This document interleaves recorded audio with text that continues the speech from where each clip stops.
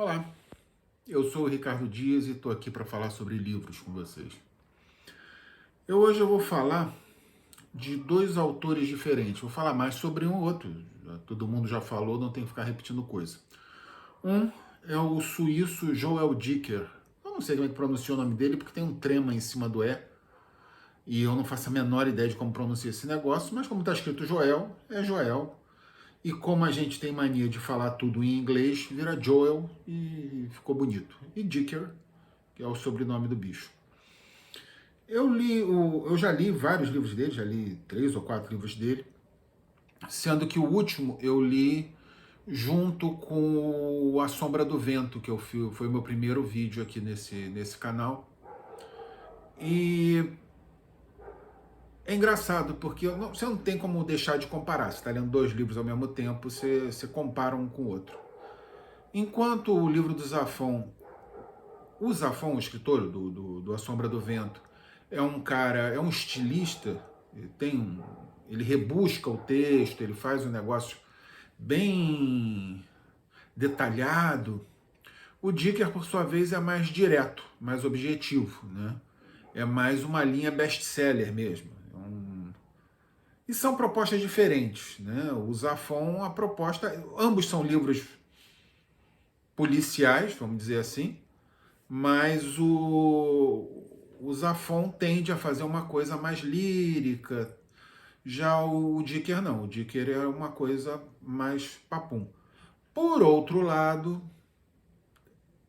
na minha crítica, aliás, é uma crítica, mas não confundam esse canal com crítica literária, por favor. Esse canal é apenas um canal de comentários sobre livro. Não, jamais vão me ver dando nota para livro, essas coisas. Não é por aí que a banda toca. O negócio é fazer comentários, coisas que eu observei durante a leitura do livro, eventualmente dizer se eu gostei ou não, porque é uma coisa que eu vou repetir sempre. O negócio é ler e ler muito, até livro ruim. Você sempre tira alguma coisa dele.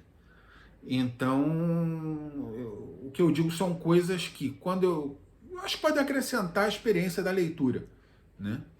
Então, por isso é que eu estou falando aqui desse estilo do Dicker.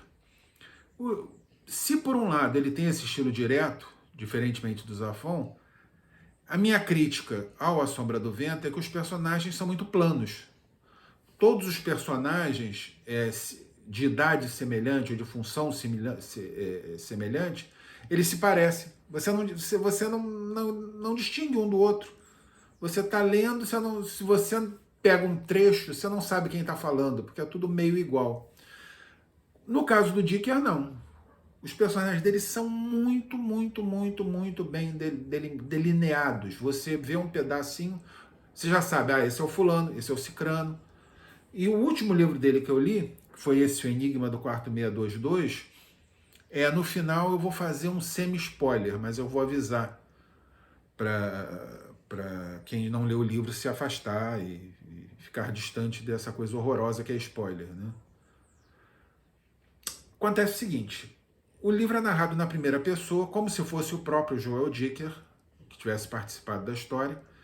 Ele se envolve com uma moça, dá errado, aí ele vai curtir a fossa dele num hotel perto dos Alpes, aquela coisa, cenários paradisíacos, e lá descobre que no quarto que ele ficou, houve um assassinato.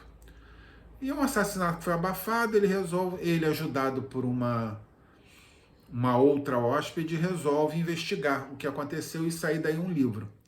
E ele aproveita para fazer uma homenagem ao editor dele, recentemente falecido. Então ele mistura a realidade, que foi o caso do editor, com a presença dele. É uma história completamente fictícia. E é uma história muito interessante, muito divertida, porque ele tem um monte de reviravolta, todos os livros dele têm reviravolta, mas esse em especial termina de um jeito, a solução final do livro, digamos assim, muita gente vai achar meio absurda. No spoiler final, eu digo por que não é absurdo. Então eu sugiro veementemente que você leia o livro. Eu li ele no Kindle, né? Ele é O Enigma do Quarto 622, Joel Dicker, da Intrínseca. E depois de ler o livro, volta aqui para ouvir o spoiler final. Porque, repito, o final parece não, é extremamente fantasioso, mas ele tem uma, como é que eu vou dizer? Tem uma plausibilidade, isso ele tem.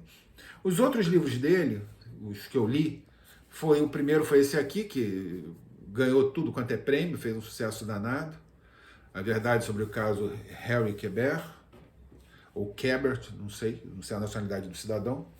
E o outro é esse aqui, O Desaparecimento de Stephanie Meyer.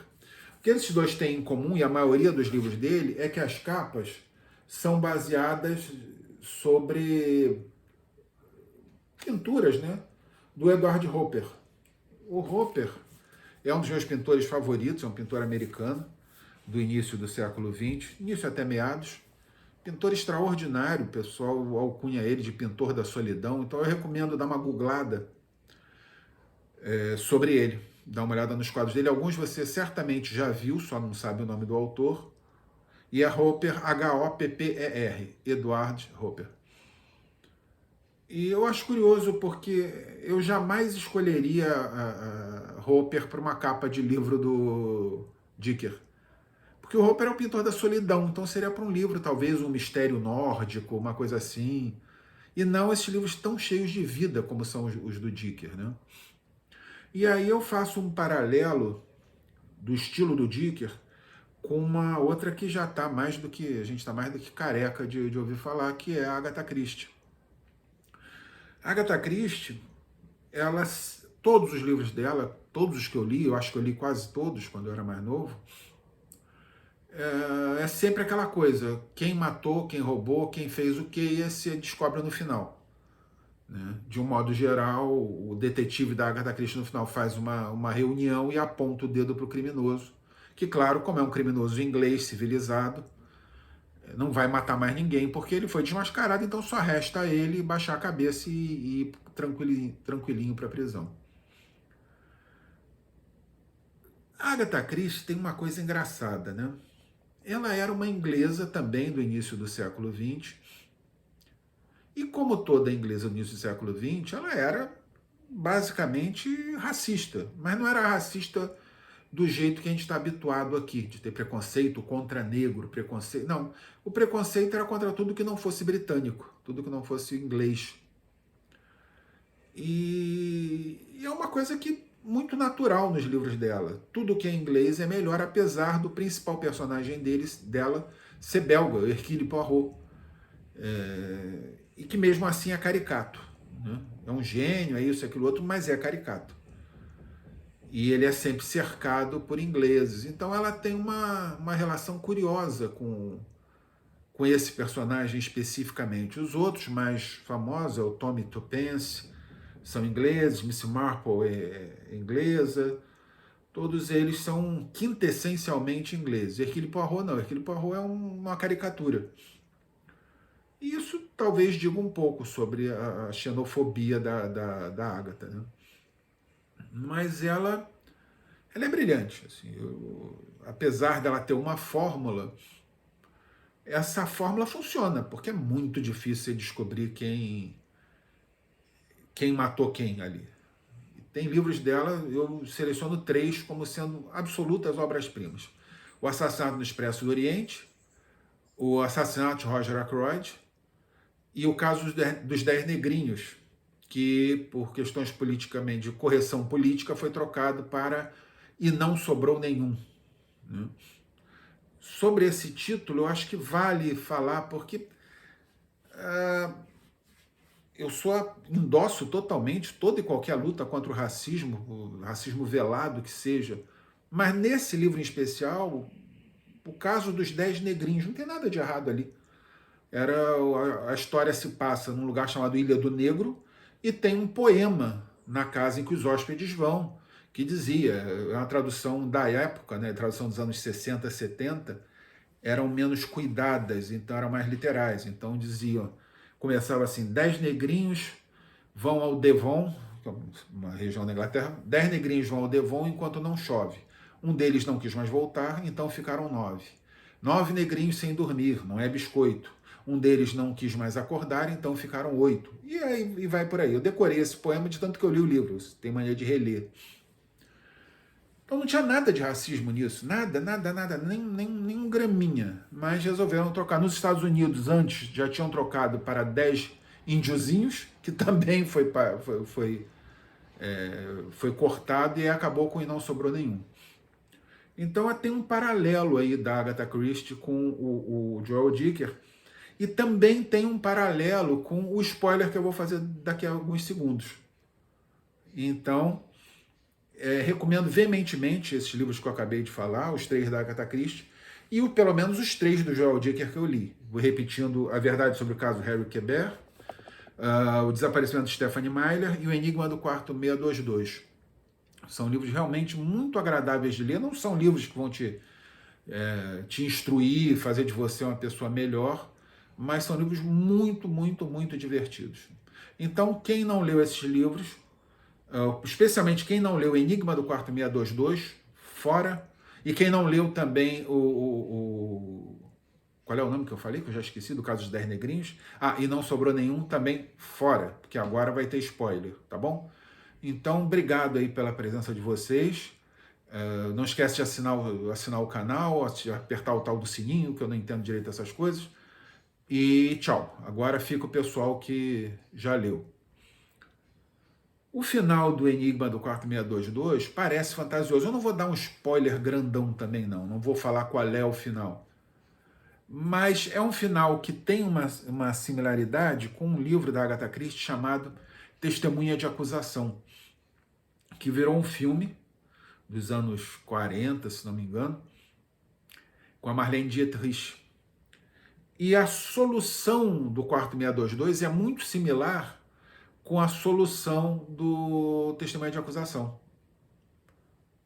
Então, quem vira o filme ou leu a peça, que é Testemunha de Acusação é uma peça, não é um livro normal, vai perceber o que eu estou falando. E quando eu digo que o fim tem uma certa execuibilidade, é porque no filme, o que é fantasioso por escrito, você vê acontecendo na tua frente. E aí você fica com cara de bobo. Fala, caramba, no livro parece impossível, parece forçação de barra. Mas quando uma grande atriz faz o que parece impossível, funciona. É genial. E tem uma última coisa a falar. Essa coisa do transformar o Caso dos 10 Negrinhos e não sobrou nenhum é de uma estupidez brutal, por um motivo muito simples. Quando você for o título E Não Sobrou Nenhum, é um spoiler. O título é um spoiler. A mesma coisa que dizer, qual é o nome do filme? O filme chama-se O Criminoso Era um Mordomo. Um negócio de maluco. Uma vez eu fui assistir um filme, antigamente, antes de você começar o filme, aparecia o certificado da censura na tela. Aí tinha censura, 12 anos, 14 anos, 18 anos, e embaixo tinha assim, justificativa de impropriedade. Ou seja, quando explicava por que aquele filme tinha aquela censura para aquela idade. Então tinha assim, nudez, violência. Esse filme que eu, graças ao bom Deus, nem lembro mais qual é, assim, justificativa de impropriedade. Temática de crime impune. Não dá.